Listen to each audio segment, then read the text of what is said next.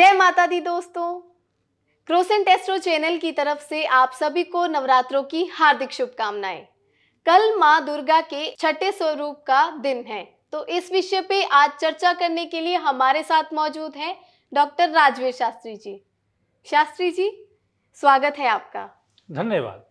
शास्त्री जी, नवरात्रि का छठा दिन माँ कात्यायनी को क्यों समर्पित है?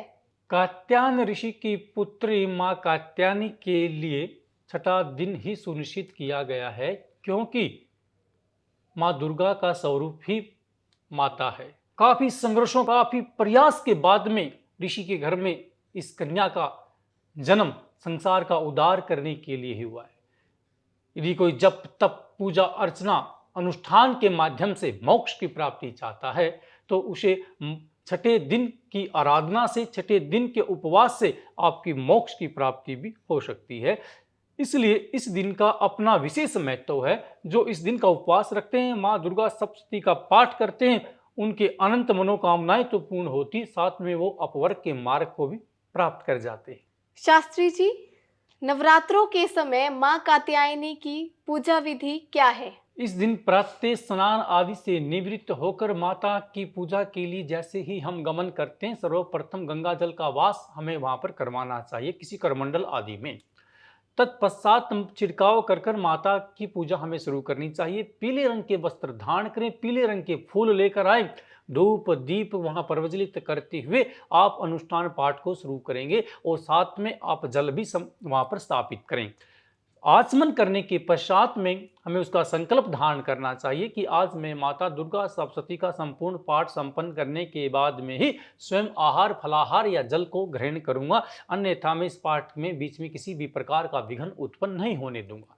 इस प्रकार की श्रद्धा भाव से और एक एक श्लोक का पाठ करते हुए, माँ को समर्पित करते हुए, इस प्रकार के भाव से एक एक श्लोक हमें माता को समर्पित करते हुए और आंतरिक भाव से इस अनुष्ठान का, इस पाठ को जो पाठन करता है, पाठन करने वाले के जीव्या के ऊपर मां सरस्वती विराज होते हुए और उस वाचक को मां कात्यायनी मोक्ष मार्ग का आशीर्वाद देती है। ऐसा विधान यहाँ पर प्राप्त होता है, ऐसा माँ के बारे में बताया गया है। इस पूजा में विशेषकर हमें यह ध्यान रखना चाहिए, यद्यपि किसी कारणवश से कोई सामग्री आपकी अल्प पड़ जाए तो चलेगा, परंतु मन का श्रद्धा भाव आपका अल्प नहीं होना चाहिए। पूर्ण भाव के द्वारा ही आपने माता को समर्पित करना है, क्योंकि माता की और भगत के बीच में जो समय अवधि है, वो एक तरंग के माध्यम से ईश्वर तक पहुंचती है, माता तक पहुंचती है। वो अपनी सच्ची भक्ति करने वाले भक्तों को आशीर्वाद देने के लिए हमारे घर में ही वास करती है, और जो जो भक्त उसकी सच्चे मन से भक्ति करता है, उन सब की मनोकामनाओं को पूर्ण करती है। ऐसा अनुभूति हमें उस स्थल पर होता है जहाँ माँ की वेदी बनाकर अनुष्ठान, निरंतर अनुष्ठान किया जाता है, और दिन भर के एक एक जो उपजाऊ होता हुआ ऊपर की तरफ बढ़ता है और संकेत देता है कि आपके द्वारा की गई पूजा को माँ स्वीकार कर रही है। शास्त्री जी, नवरात्रि के दिन माँ कात्यायनी का व्रत रखने से क्या लाभ प्राप्त होते हैं? नवरात्रों में माँ कात्यायनी का षष्ठी तिथि तथा छठे नवरात्रि में जो इस व्रत को रखते हैं, उनको मोक्ष प्राप्ति के साथ साथ अपवर्ग का लाभ तो प्राप्त होता है, परंतु इस भौतिक युग में भी वो भौतिकतावाद के दुख, जो कि अनावश्यक तत्व हमारे मन के अंदर विराजित हो जाते हैं, उन भावों को मन से बाहर करती है और सकारात्मक पहलू हमारे अंदर विराजित होते हैं। और व्यक्ति का जो मुख्य लक्ष्य है कि आपने आध्यात्मिक मार्ग को अपनाना है, यदि कोई प्रारंभिक जीवन में इस मार्ग में अपना जाए, उसका भी कल्याण होता है। यदि कोई युवावस्था में या कोई ग्रस्त जीवन के बाद में इस पीढ़ी की तरफ जाते हैं, तो उन्हें माता की शरण में ही आना पड़ता है, और माता आपको उस मार्ग तक लेकर जाती है जिसका मनुष्य योनि में जन्म लेने का एकमात्र उद्देश्य है। जो हाथ पांव कान चेतना लेकर जिस जीव का यहाँ पर जन्म हुआ है, वो माँ कात्यायनी के अधीन है। माँ कात्यायनी से इस व्रत के दिन यदि हम इस जन्म की मनुष्य योनि में जन्म लेने के पहलू को समझना चाहते हैं या उसका आशीर्वाद लेना चाहते हैं कि किस प्रकार से हमारी ये योनि सफल हो, तो ये संरक्षण और ये आशीर्वाद केवल माँ कात्यायनी के पास में ही है। क्योंकि लाख 84 का चक्कर काटने के बाद में मनुष्य को मानव योनि प्राप्त होती है और हम भौतिक जगत को देखकर, इस संसार की रंगरलियां देखकर इस जगत के अंदर ही खोए रहते हैं। क्योंकि माता ये संदेश देना चाहती है कि मेरे भक्त ए मानो, हमें तुम्हारे को आंखें दी हैं और उन आंखों को संरचित करने वाली आपके अंदर बुद्धि है।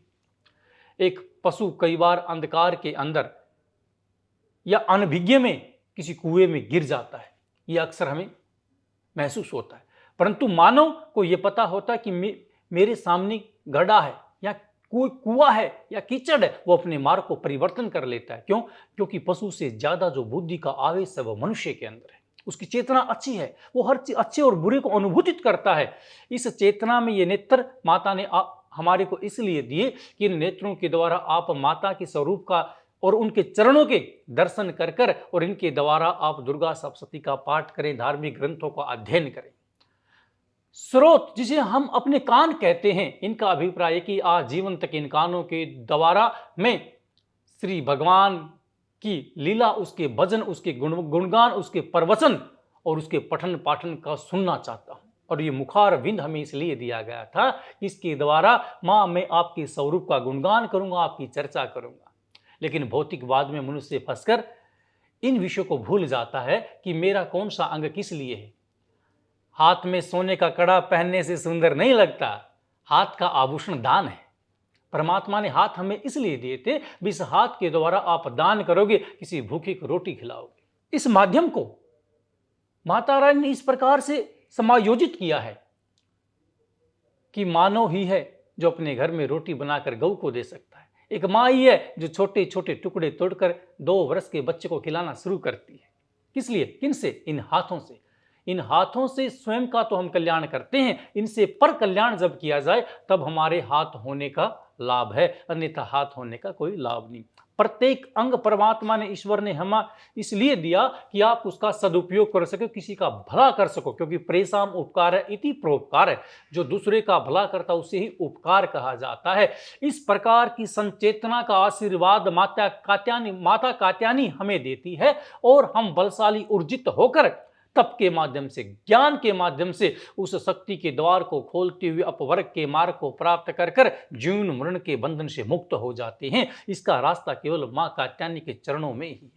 इसलिए इसका उपवास करना चाहिए, विधि विधान से पूजन करना चाहिए। घर के बाहर कोई भिक्षु या भिखारी आ जाए तो उसे खाली हाथ या खाली पेट नहीं जाना चाहिए, अन्यथा इसका हमें द्वेष लगता है। यदि कोई अतिथि के रूप में हमारे घर पर आता है और हम उसे जलपान नहीं करवाते हैं और वो भूक्ष अवस्था में चला भी जाता है, तो बताते हैं वो अतिथि अपने पाप कर्म हमारे घर छोड़ जाता है और हमारे पुण्य अपने साथ ले जाता है। इसलिए हम बार बार पूछते हैं जब हमारे घर में कोई मेहमान आता है, एक रोटी और खाइए ना, आपके लिए सब्जी और लेकर आए, थोड़ा दूध और ले लीजिए ना, नहीं एक तो आप खा लेंगे। ऐसा क्यों होता है? क्योंकि खिलाने वाला ये जानता है कि इसको यदि किसी लज्जा के कारण इसने पेट भरकर भोजन नहीं किया तो वो पाप हमें लगेगा। ऐसा संदेश सृष्टि को जोड़ने का, समाज को एकत्रित करने का मां कात्यायनी के आशीर्वाद से हमें प्राप्त होता है। शास्त्री जी, नवरात्रों के समय हमें मां कात्यायनी को प्रसन्न करने के लिए उन्हें क्या अर्पित करना चाहिए? इन दिनों में माता को प्रसन्न करने के लिए विशेषकर इस दिन आपको पीले रंग के वस्त्र माता को समर्पित करने चाहिए। इससे माता रानी हमें आशीर्वाद देती है, आपकी मनोकामनाएं पूर्ण करती है। स्वयं भी पीत वस्त्र आप धारण कर सकते हैं। यदि आपसे कोई वृद्ध है तो पीले रंग के वस्त्र आप उसे भी दान दे सकते हैं। ब्राह्मण को भी आप दान में दे सकते हैं या ब्राह्मण की कन्या को आप इन वस्त्रों का दान करें, जिससे माता प्रसन्न होकर आपके घर के ऊपर कुशल मंगलता का व्यवहार उत्पन्न करते हुए आपको आशीर्वाद देगी और घर के अंदर सुख शांति छाई रहेगी। शास्त्री जी, शीघ्र विवाह के लिए मां कात्यायनी की पूजा कैसे करें? यदि माता से आशीर्वाद लेकर शीघ्र विवाह कराने का किसी ने योग बनाना है तो आपको श्रीफल का दान इस दिन करना चाहिए, जो कि आप किसी ब्राह्मण को दान करें, जिसमें 101 रुपया साथ में रखें और मौली का उसके ऊपर बंधन करें। इस प्रकार से आप दान करते हैं तो माँ आपको आशीर्वाद देती है और आपके साथ किसी का संजोग होकर आपका रिश्ता जुड़ने की संभावना अति शीघ्र बन जाती है। शास्त्री जी, कुंभ राशि के जातकों को माता की पूजा इस दिन कैसे करनी चाहिए? कुंभ राशि के जातकों को माता के कवच का पाठ इस दिन करना चाहिए विधि विधान से संकल्प लेने के पश्चात। यदि कुंभ राशि के जातक कवच का पाठ इस दिन करते हैं तो आपको अनंत पुण्य की प्राप्ति तो होती है, 10 जन्मों तक किए गए पापों से भी निवृत्ति प्राप्त हो जाती है। इसलिए जो श्रद्धा भाव से कवच का पाठ करते हैं, माता एक कवच बनकर, जिस प्रकार से किसी सैनिक की रक्षा के लिए हम उसे बुलेट प्रूफ जैकेट पहना देते हैं, इस प्रकार माँ अपना कवच के माध्यम से उस संतान का, उस जातक का, उस उपासक का, उस भगत का कल्याण करती है, जिसकी साक्षी केवल उसकी आत्मा ही होती है। अनेक प्रकार के रोगों से, जो रोग व्याधि आने वाला उसे दूर भगा देती है। कोई दुर्घटना घटित होने वाली है, उसको मध्य में ही रोक दिया जाता है। किसी गलत व्यक्ति के साथ आपके संबंध बनने वाले हैं तो वो संबंध मां खंडित करवा देती है। इसलिए कहते हैं जो हुआ अच्छे के लिए ही हुआ।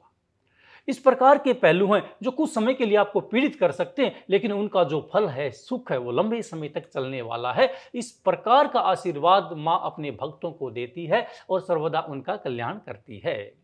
शास्त्री जी, माँ कात्यायनी के बारे में हमें और हमारे दर्शकों को ढेर सारा ज्ञान देने के लिए आपका बहुत बहुत धन्यवाद।